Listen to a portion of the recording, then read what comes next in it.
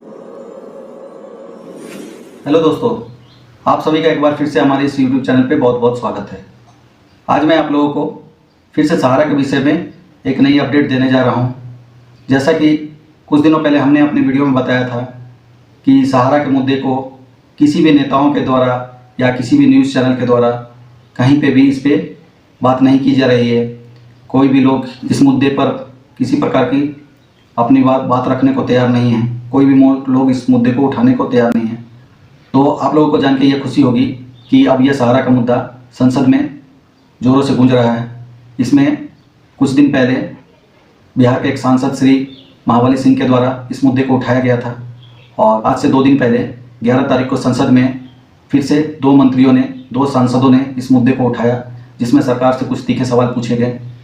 तो चलिए कौन कौन से सवाल इन दोनों मंत्रियों के द्वारा, इन सांसदों के द्वारा पूछा गया, सबसे पहले उस सवाल को देख लेते हैं और सरकार का इसके प्रति किस प्रकार का रवैया है, इसके प्रति, इसके पक्ष में सरकार ने किस प्रकार से जवाब दिया, तो उसे भी मैं इसमें आप लोगों को बताऊंगा।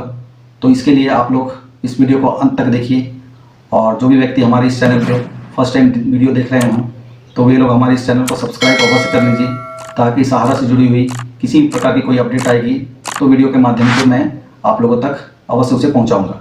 तो चलिए वीडियो में बढ़ते हैं आगे। ये हमने लोकसभा में जो 2 मंत्रियों के द्वारा सवाल उठाए गए थे उसका PDF डाउनलोड करके रखा है, तो इस PDF के माध्यम से मैं आपको बताऊंगा।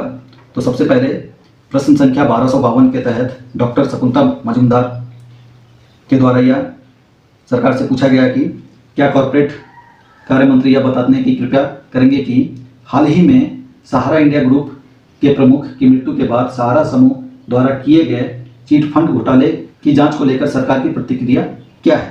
पहला क्वेश्चन इन्होंने गवर्नमेंट से यह किया कि चिट फंड घोटाले में जो सहारा समूह के द्वारा जो घोटाला किया गया, इसमें सरकार की प्रतिक्रिया क्या है। इसके बाद इन्होंने दूसरा जो सवाल किया, इसमें इन्होंने सरकार से यह पूछा कि क्या सरकार का सहारा समूह के भूमि और अन्य परिसंपत्तियों को जब्त करने का प्रस्ताव है, और यदि हाँ तो तत्संबंधी ब्यौरा क्या है। तो गवर्नमेंट से दूसरा सवाल इन्होंने सरकार से यह किया कि सहारा के वैसे जितनी भी संपत्ति है, सहारा के फंड में जो भी पैसा है, भूमि है, सहारा के जितनी भी संपत्ति है, क्या सरकार का उसे जब्त करने की कोई प्रस्ताव है। अगर प्रस्ताव है तो उसका ब्यौरा मांगा गया।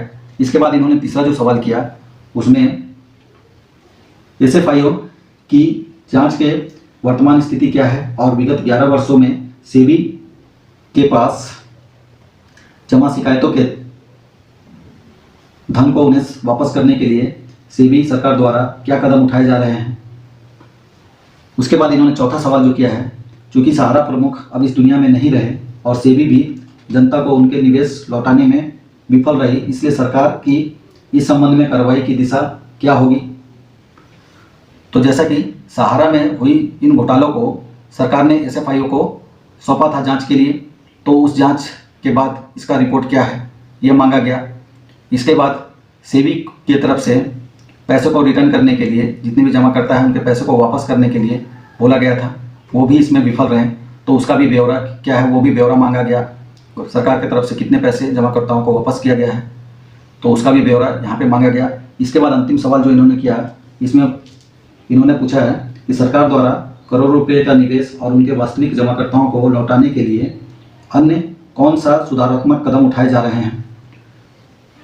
तो अंतिम सवाल में इन्होंने पूछा कि सरकार की तरफ से जो करोड़ों रुपये के निवेश है और इनके जो वास्तविक जमा करता है उनको उस पैसों को लौटाने के लिए कौन कौन से कदम उठाए जा रहे हैं। तो इन सभी सवालों के जवाब में सरकार की तरफ से जो पक्ष रखा गया, वो पक्ष कॉर्पोरेट कार्य मंत्रालय के राज्य मंत्री श्री राव इंद्रजीत सिंह के द्वारा उत्तर देते हुए बताया गया कि मंत्रालय ने कंपनी अधिनियम 2013 के प्रावधानों के तहत सहारा समूह के निम्नलिखित 3 कंपनियों के मामले की जांच के आदेश दिए और इन्हें 31/10/2018 को गंभीर कपट अन्वेषण कार्यालय को भेजा गया। गंभीर कपट अन्वेषण कार्यालय यानी कि SFIO, serious fraud investigation office. इसमें से ये जो 3 कंपनी हैं, इसमें सहारा हाउसिंग इन्वेस्टमेंट कॉर्पोरेशन लिमिटेड, दूसरी कंपनी सहारा क्यूसॉफ्ट यूनिक प्राइवेट रेंज लिमिटेड और तीसरी कंपनी सहारा क्यू गोल्ड मार्ट लिमिटेड। इसके अलावा इसमें 6 अन्य और कंपनी हैं जो कि सहारा की, इसको भी SFIO के पास जांच के लिए भेजा गया, जो कि 27/10/2020 को भेजा गया। इसमें से जो ये 6 कंपनी हैं, इसमें पहली कंपनी MV वैली लिमिटेड, इसके बाद दूसरी company King Ambe City Developers Corporation Limited, तीसरी company Sahara India Commercial Corporation Limited, चौथी company Sahara Prime City Limited, पांचवी Sahara India Financial Corporation Limited, छठी Sahara India Real Estate Corporation Limited. सरकार की तरफ से ये पक्ष रखा गया कि इन 9 कंपनियों का जांच SFIO के तहत चल रही है। तो आप लोगों को पता होगा कि SFIO का जांच होने में बहुत समय लग जाते हैं। ये जांच इतनी जल्दी कंप्लीट नहीं होगी। ये जांच कब तक होगी, कब तक इसका रिपोर्ट आएगा, इसे कहना मुश्किल है। तो जितने दिनों तक इसकी जांच चलते रहेगी, तब तक सहारा के जितने भी इन्वेस्टर हैं जो इन 9 कंपनी में अपने पैसे को इन्वेस्ट किया, उनका पैसा इतनी आसानी से नहीं मिल पाएगा। इसके बाद सरकार का पक्ष रखते हुए फिर से नीचे ये बताया गया कि चल रही पूर्व जांच किसी भी व्यक्ति की मृत्यु से बाधित नहीं होगी। तो जैसा कि सहारा के चीफ, सहारा के प्रमुख श्री सुब्रत राय, सहारा का निधन पिछले दिनों हो गया है, तो किसी भी व्यक्ति की मृत्यु से या जो भी जांच इसके तहत चल रही है वो बाधित नहीं होगी। इसके बाद भारतीय प्रतिभूति और विनिमय बोर्ड यानी कि सेबी ने सूचित किया है कि माननीय उच्चतम न्यायालय ने सहारा समूह की कंपनियों Sahara India Real Estate Corporation Limited और Sahara Housing Investment Corporation Limited के संबंध में विभिन्न आदेश पारित किए हैं। इस प्रकार सेबी द्वारा उच्चतम न्यायालय के आदेश के अनुसार धन वापसी की जा रही है। इसके अतिरिक्त दिनांक 21/11/2013 के आदेश के तत्व माननीय उच्च न्यायालय में सहारा समूह की कंपनियों को निर्देश दिया गया है कि वह किसी भी चल व अचल संपत्तियों से अलग न हो। इसके बाद सेबी को कुल 19,650 आवेदन प्राप्त हुए, जिनमें 53,687 खाते शामिल हैं। सत्यापन योग्य दस्तावेजों के आधार पर सेबी ने 48,326 खातों से जुड़े 17,526 पात्र बॉन्ड धारक के संबंध में कुल 138.07 करोड़ रुपये अर्थात मूलधन के रूप में 70.09 करोड़ रुपये और ब्याज के रूप में 67.98 करोड़ रुपये की कुल राशि के लिए रिफंड किया। 29/3/2023 को माननीय सर्वोच्च न्यायालय ने निर्देश दिया कि 5,000 करोड़ रुपये सरकारी समितियों के केंद्रीय रजिस्ट्रार को हस्तांतरित किए जाए, जो बदले में सहारा समूह की सरकारी समितियों के जमाकर्ताओं के वैध बकाये के विरुद्ध में इसे वितरित करेंगे, जिसका भुगतान वास्तविक जमाकर्ताओं को किया जाएगा। उपयुक्त आदेश के अनुसार 5,000 करोड़ रुपये की राशि सेबी सहारा रिफंड खाते में सरकारी समितियों के केंद्रीय रजिस्ट्रार को अंतरित कर दी गई है। तो यहाँ पे बताया गया है कि सरकारी समिति को उच्चतम न्यायालय के आदेश के अनुसार 5,000 करोड़ रुपये हस्तांतरित की गई थी, लेकिन यहाँ पे सरकार की तरफ से एक बार भी यह नहीं बताया गया कि इसमें से कितने लोगों को पैसे को रिफंड किया गया और कितने का बकाया है और कितने इसमें आवेदन आए, कुल कितने सहारा के वैसे जमा करता है जिनका पैसा इसमें बकाया है। तो इस तरह की कोई भी रिपोर्ट यहाँ पे नहीं बताया गया है। तो इससे पता चलता है कि सहारा के वैसे जमा करता जिन्होंने इसमें पैसे को इन्वेस्ट किया है, उनको अभी लंबी लड़ाई लड़नी होगी। इतनी जल्दी उनका पैसा यहाँ से रिफंड होने वाला नहीं है।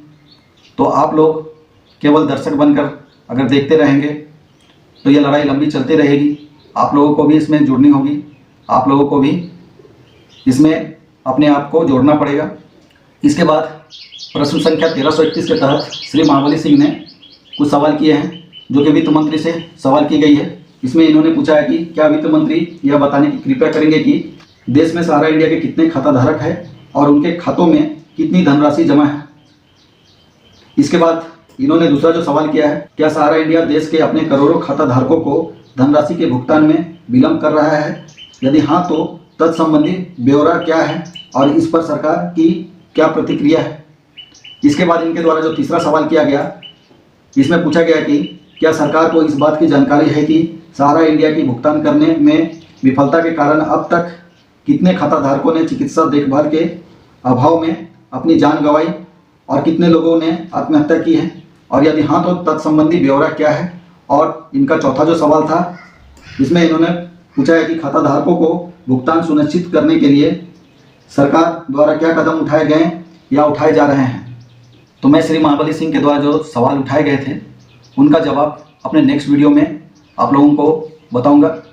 नेक्स्ट वीडियो मेरा कल आएगा इसके जवाब के लिए, तो आप लोग हमारे इस वीडियो को अवश्य देखिएगा।